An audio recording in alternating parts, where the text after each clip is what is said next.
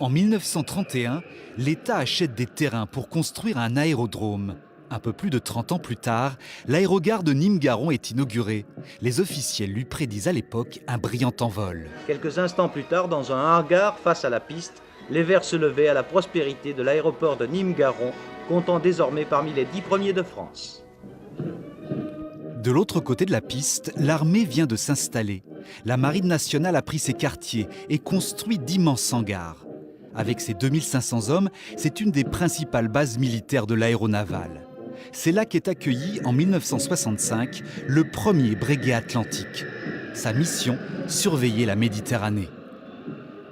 On avait des avions qui assuraient des patrouilles en permanence en Méditerranée. On avait quasiment H24 et 365 jours par an.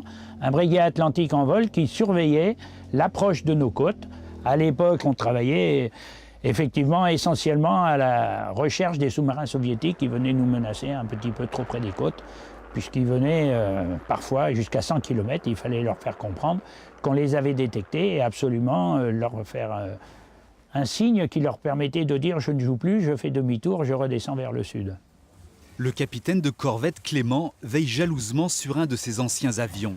Un vestige du passé aujourd'hui cloué au sol en bordure du terrain militaire que l'aéronaval a dû quitter en 2011.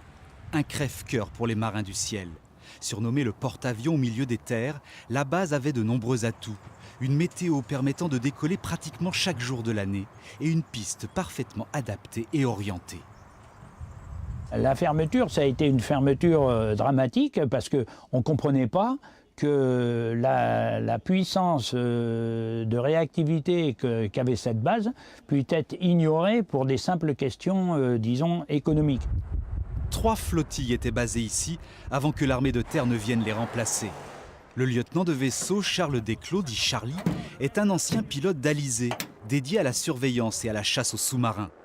Des appareils catapultés depuis la piste d'un porte-avions, puis posés au terme de manœuvres particulièrement délicates. Charlie faisait partie de ces pilotes effectuant ces incroyables appontages.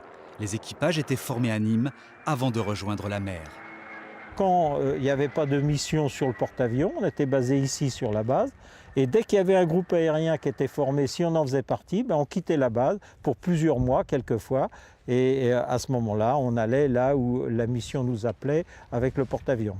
Avec l'Atlantique, l'Alizé est le deuxième avion emblématique de l'aéronaval à Nîmes. Et les anciens marins sont très fiers d'en avoir sauvé et conservé un exemplaire. On a réussi à avoir cet avion qui était retiré de service, bien sûr, mais qui était au parc à ferraille hier. Et en accord avec le commandant de la base du moment, de l'armée de terre, là, il nous a dit, écoutez, mettez l'avion devant la chapelle de la base.